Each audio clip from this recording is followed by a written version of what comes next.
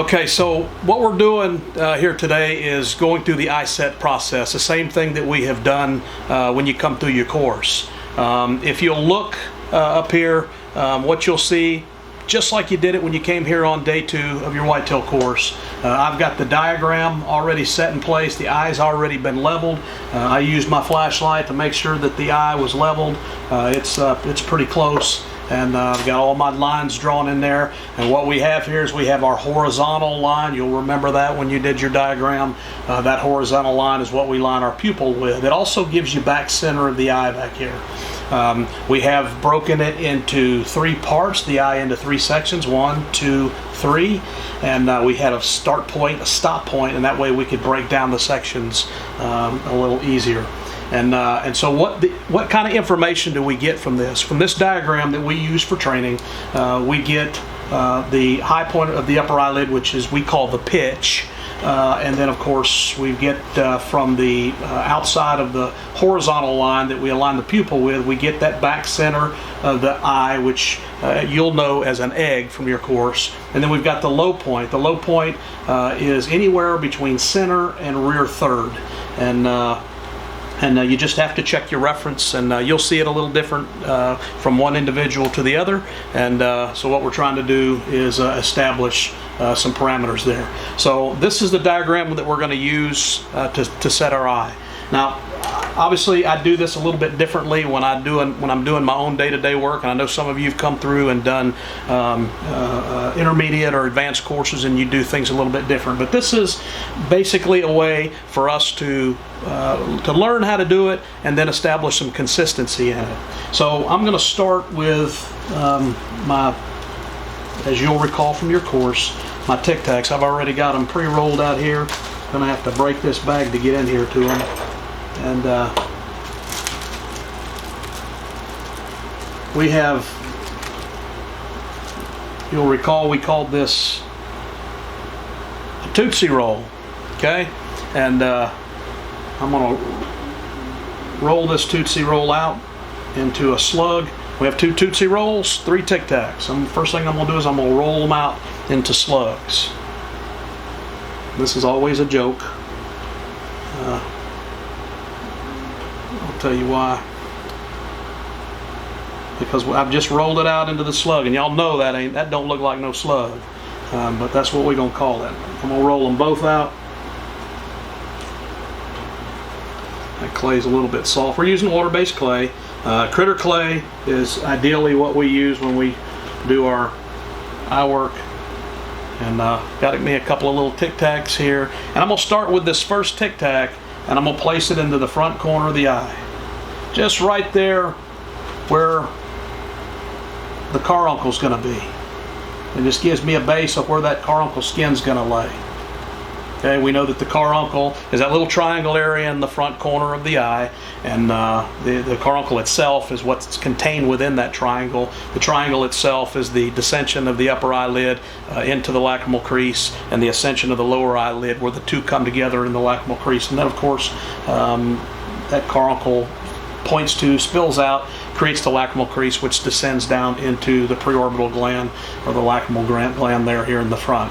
So if you have any questions about any of that, you can go back to your anatomy diagram that we gave you, and that should clear that up. If you have any questions, be sure and call me. So I got that first piece right there in the front where the caruncle goes, and now I'm going to start with my upper eyelid. And you can see here I drew a line, this angle line. Well, it kind of represents center mass of where our piece of clay is going to go on that upper eyelid.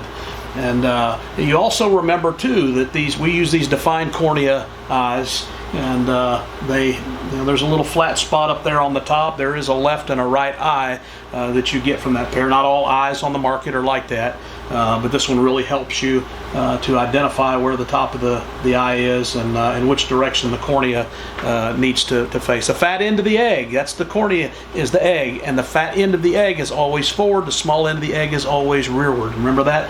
You'll see that also in your diagrams that we gave you. If you'll take your piece of clay or your worm or whatever you want to call it, and you lay it right there on top of that cornea, Now on the outside of the iris there, where the sclera meets the iris on the cornea, there's a dark line that goes around there. It's called the limbal ring. So we don't want to just lay this piece of clay down on top of the cornea. We want to lay it down on top of the cornea and down just a little bit further to ensure that in that center 1/3 we have concealed the limbal ring. We're going to do the same thing when we put the bottom piece in. We want to make sure that the limbal ring has been concealed. So I'm going to take this piece and I'm going to lay it up here, and using my little line that I drew right there, that represents about center mass of my clay. And remember from your day 2 exercises, when we first lay that piece of clay in there like that, we want to be able to still see, as we're looking straight on, we want to still be able to see the pitch, that front 1/3 upper eyelid there. So, and I can see it. And we still want to be able to see the back center, which is the back corner of the eye and the back center. And I can. That ensures that I've laid this at the right angle. If I were to put it at too steep of an angle, then that's going to tell on me right there, because it's going to come down, it's going to cross the back corner, it's going to be below the back corner, and it's going to be above my pitch. And we're talking about that roll of clay before we flatten it out. If we can lay it in there and at the right angle, we should still be able to see the pitch point that we've drawn on the form and the back of the egg. Now, as you develop some skills with this and some practice with this, that's not going to be an issue, because you're going to get more familiar with that angle. But here in the beginning, I see it a lot. We get that angle a little bit too steep, and then this process doesn't come together, and we don't develop that consistency in our eye set. So I'm going to bring that back down. I'm setting it not only at the angle that I see from the line for my diagram, but I'm setting it down on the cornea, and I'm ensuring that it also comes down a couple millimeters, 2 or 3 millimeters below that limbal ring. And now I'm just going to kind of go in here and I'm going to flatten it out. And I want to be careful not to over tool my clay. And once I get it flattened out, I'm going to go to the front and I'm just going to kind of smear that out a little bit, just sort of blend it into the form. And I'll do the same thing at the top, just kind of carefully just rolling it over the top.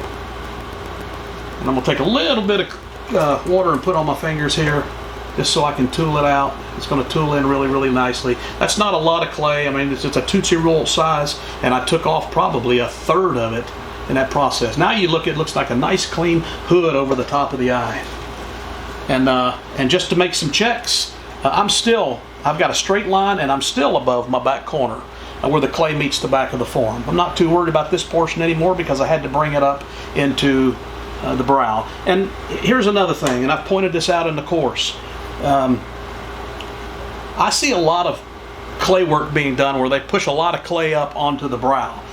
If you think about it, the sculptor's already put clay up there on the brow. So what you're trying to connect is the top of the cornea with the brow. And that little section in there, that's basically your eyelid, and that's where that little bit of clay we're putting in there. It's very easy to put too much clay in there. I'm going to go with my 3rd piece of clay, which is my 2nd Tootsie Roll, and I'm going to roll it out a little bit. I'll put me a little curve on the end. That's going to become the bottom portion of my carbuncle, the little triangle in the front corner. It's got the triangle in the front corner. It's going to have a definite bottom and top. So we're going to lay this in with that little curve in the front, and hopefully I'll have enough clay to get over that cheekbone there, that eye orbit. And I'm just going to lay this right there in the slot. You see the slot up underneath? I'm just going to kind of take that little point and bend it over to create the bottom of the carbuncle, and I'm going to lay it right up underneath in the slot, but in contact with the eyeball. Okay? And just at the bottom of that cornea, same thing as the top, where it conceals the limbal ring in the center 1/3. And then in the back, I'm going to come up straight up with it. All right? And I don't want to push it down, or I don't want to push it up. If I push it up, it's going to start to mushroom onto the eye. If I push it down, I'm going to pack away too much of the clay here. What I'm trying to do is just get this a little bit flat. Right here on this edge, I'm kind of touching the glass eye and the clay at the same time, but very lightly. And that leaves it a little bit full on the bottom, and then I can just kind of come around and just pull this down, just kind of carefully roll it down, a little bit of water on my finger here, and roll it down. And then smooth it in to that eye orbit. Okay. And so what we have right here is the bottom inside of our carbuncle. We're going to do the same thing when we put our other two pieces of clay here in the front, we'll be forming the top of it. But this is where we are right now. Okay. Now you can go on to the next step, but what I usually do is I go ahead and start knocking out some of my checks on those first couple pieces of clay. You know, remember our checks were lacrimal crease, carbuncle, pitch, angle, egg, low point, alligators. I'll post those words onto the group page sometimes, and it's like Jeopardy. I got a bunch of guys that pop up and say, "What are eye checks?" You know, and that's the way it should be. You should know what I'm talking about when I post that on the group page.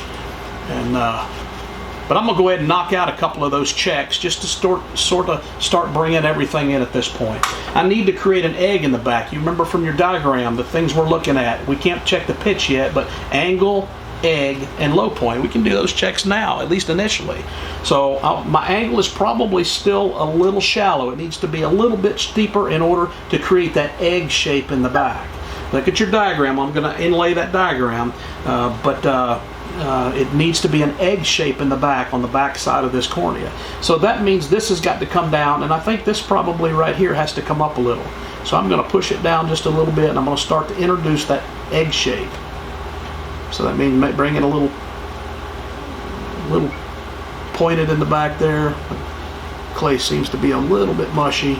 And then I'm going to come back in here, and I'm going to just come back here and describe a little bit of an egg shape back there. Because another check that we've got back here in the back is we want to be able to see our limbal ring. You can't see your limbal ring in the back when you're doing this, trying to create that egg back there. Your eyelid is probably too closed forward. So I'm using a little different clay here today than I would normally use, and critter clay is really the only clay to use for this, and for practice you can use the the oil-based clay over and over again, but it's hard to tool it. So if I wanted to use a water-based clay here, and I wanted to use something a little bit softer than critter clay for the demonstration anyway, a little easier to clean up. See, I've started to introduce that egg shape back there.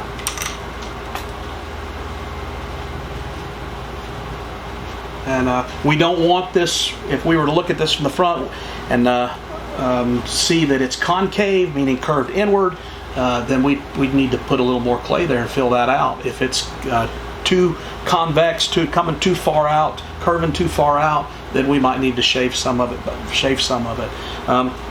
We also don't want to be able to see the back of the eye from the front.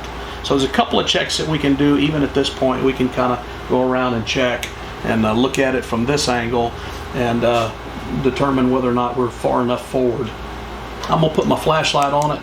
I can just see the limbal ring. It's okay, I think, to see a little bit of white back there. That's fine. Unless we're doing something with deep rotation, we're not going to have a lot of white showing. So I can see the limbal ring in the back. I've got a fairly decent egg shape that I can fine tune a little bit more later. My low point right now probably needs a little bit of an adjustment. It may be just a little bit far forward. And I'll come in here.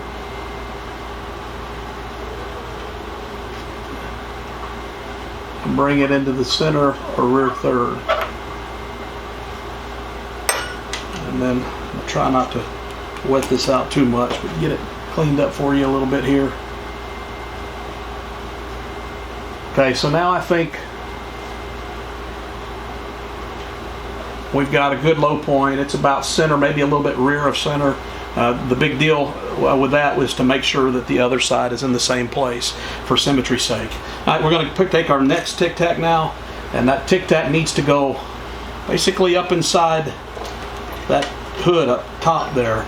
This is what I call the hood, just a term I use for it. There's a little slot up in here, and we can take that piece of clay, that little tic tac that we're going to roll out, and stick it up inside there and have the point touch right about here. That's the top of our carbuncle. It's the top portion of the bottom portion of the carbuncle. So it's where the top and the bottom will meet together to form the lacrimal crease. And I'm going to roll that little piece out. You'll remember it's like a little tic tac, and it's going to have a little point on both ends. And I'm just going to stick it up inside there and bring that point to touch. That clay should be at a little bit of an angle. Okay, just like the carbuncle, it's got to form a triangle there, so it should be at a little bit of an angle. And then I'm just going to very lightly press it in, just enough to make it stick. And I'm going to take the front and I'm going to blend it into the form a little bit, just to make sure it stays in place there. We're going to come back and sculpt it with a brush and create our lacrimal crease and tie it into the form. But that's where we are now. So the next thing is to take the last piece of clay, and we're going to cut off this corner. You can see there's an angle right here. We're going to cut that point off right there, and make sure that the fat portion of our last tic tac lays right in here at a 45-degree angle, and it's going to tie in here, and it's going to tie in up here. And that's going to create the curve over the top, and we just got to be careful that we don't get too much clay in there. So I'm going to take that one out. I'm going to roll it out basically the same, and I'm going to lay it with the fat end, or the fat center, kind of creating the curve over the top of my eye right there, just straight across the corner right there. Flatten it in just enough to get it to stick, and then carefully blend it in to the other clay that's there. A little bit of water, and then we're going to just sort of tie everything in together. It's enough, more than enough clay there to tie everything in together. Got a little crumbly on me at the top. I'm going to just kind of wet that out a little bit. Then I'm going to take my paintbrush and I'll come back and clean that mess up right there. You can see that here it needs to be tied in, up here it needs to be tied in, and right here in the front of the form, I can use my little damp paintbrush and do a little bit of sculpting now, just to tie a few things together. Everything's there. I think we've got the right amount of clay. We're approaching the right shape. And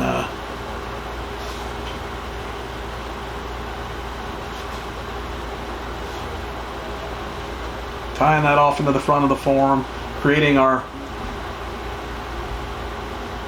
top of our carbuncle there, and just tying everything together.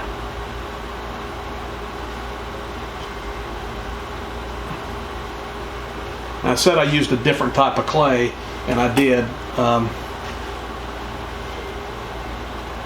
One thing you don't want to do, I don't think, is use critter clay potter's clay for doing your eye work. It crumbles a lot too much. It's not a premium clay. It cracks. Okay for earbuds, but maybe not the best clay to use for doing eye work. The clay that I'm demonstrating with today is a little bit different than critter clay. It's still a fairly premium clay. It's a bit softer, and I wouldn't use it if I was really mounting a deer. But it is water-based and gives me something good to demonstrate with. Has many of the same properties of critter clay. And so now I'm getting ready to do my checks. I've got a good basic shape here, I think. I'm going to go through my checks just like we've talked about them, and just like you'll see from time to time, because it gets posted onto the group page. I'll clean this up just a little bit here.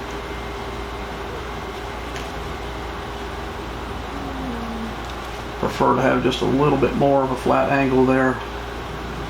And I've said to you, sometimes I've said to some of you, one of the first things you should probably ask yourself when you get to this point, you've put all your clay in, you've got everything basically tied together before you do any of your checks, probably one thing that you should ask yourself, you step back and look at it and say, does that eye look more round than it does long? And if the question is it's more round than it is long, you probably need to go up and adjust your pitch and your angle down a little bit, bring it down on the cornea a little bit, and just to get that more long appearance. Its eye's always going to be more long looking than round. Unless, of course, the deer is excited, aggressive, something like that, where you might see a really big eye, you might see a lot of deep rotation, and the eye might appear to be more round. But for what we're doing, this basic semi-alert to relax, what you're going to see on most of our deer mounts that we do for our customers, and what you see them doing in the wild when they're just moving through an area with no apparent threat in front of them. It won't always appear to be round, usually won't appear to be round. And I'm going to take my flashlight and put on there, and I'm just going to kind of check, make sure I haven't pulled that, make sure my pupil's still somewhere in there and not with my clay too far down onto the pupil. A couple things that I see here. I'm good to go as far as limbo ring goes. I can't see the limbo ring. I can see it a little bit in the back, and I want to. I can't see it in the top third, can't see it in the bottom third, or I can't see it in the center third, top or bottom. I can see a little bit in the front. I can see it in the back, which I want to. So that's a kind of a check that you're going to want to do. Where do I see my limbo ring? The back, and maybe a little bit in the front. It's the only places that you'd expect to see it. And if you're using a nictitating membrane, you're probably not going to see it in the front. But we definitely want to see it at least a little bit back here in the back. We can in this one right here. So now we're going to go through our checks. First check I think important is to check your alligators from the front. And I can look around here, and I can place myself in front of it. We've got a camera that's looking that way, and if you'll get in the front and you'll look, you're just going to kind of follow this curve up from the front corner right there, and make sure that it's a good curve. Make sure you want going over the top, fairly low on the cornea. You don't want it to have a bunch of turns and angles in it. We want to get a nice curve going over the top. That's our alligator. That's the upper jaw of our alligator. This down here is the bottom jaw of the alligator. If you're not sure what I'm talking about, that's just another tool that you can reference using negative space. Anything on the outside of an object is a negative space. So in the front, as you look at it from the front, it looks kind of like the mouth of an alligator. Maybe it doesn't, maybe it does, but we've used that in a couple of our diagrams. You can go to our newsletter on our website at taxidermytech.com and go to resources, and we've got some diagrams there. Even in the newsletter, you can see the alligators in the summer 2017 newsletter, and I believe it's on page 6. It's interpreting what you see, and on the last page of there you can see the alligators in the front corner. But that's, for me, that's going to be the first check. That this angle ascending from the carbuncle and the lacrimal crease going upward comes up to around the pitch and then curves over the top, and then it's always going to be a symmetry check after I do my other eye. And so we get this nice curve going over the top. Same thing, nice downward curve. Nice smooth downward curve, and that would be my alligator check. If it's got any bends or angles in it, sharp angles in it, you want to take it out and work on getting that curve. The next check obviously is going to be our lacrimal crease, which is the right there in front of the carbuncle and descending down into the lacrimal gland or the preorbital gland. It's not always a tight crease. We can look at some of our reference here, and we can see that in this particular reference it's a tight crease, but it's not always that way. We just generally depict it that way, and it's up to you. But check your reference. But it should come together somewhat. This upper portion and bottom portion here on the inside of the front of the carbuncle there, and then we got a nice carbuncle going on here. It's subdued there in the back. And then, so that's my next check, is the carbuncle. I got a good carbuncle shape. As I come up, I'm going to hit the pitch. The pitch is the highest point of the upper eyelid before it descends. And so we're coming up, and right about here in the front third, we can even still see our 1/3 line. That's about where the high point is. And then we get a descending angle that becomes an egg in the back.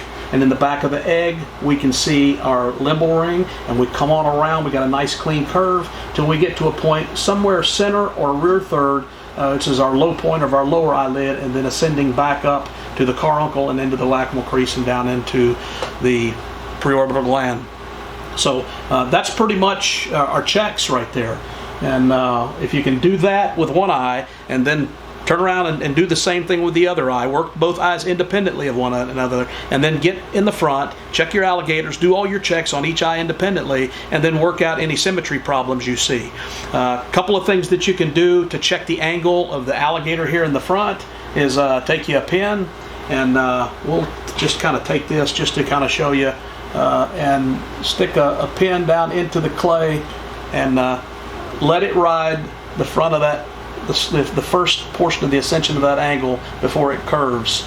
And that kind of gives you an upward angle for the front corner, about the first half inch of the front corner.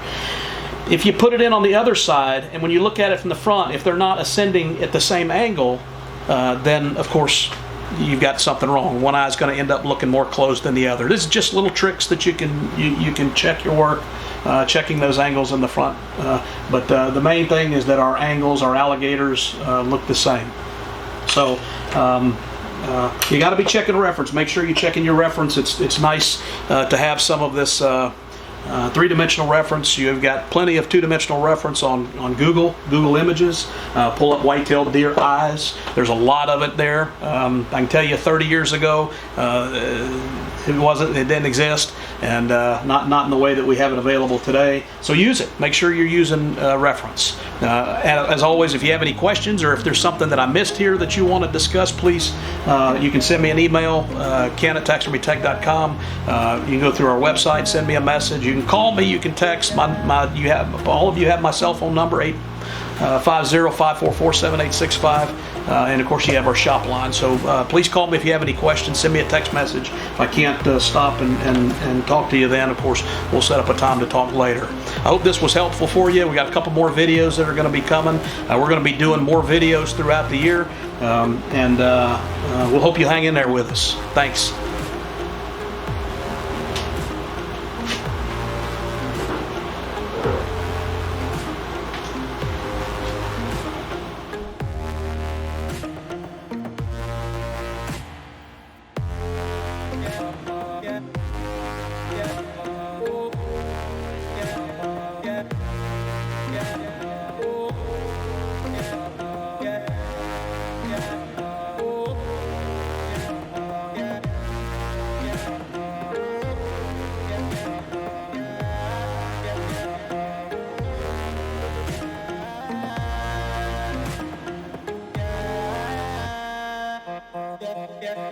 Yeah.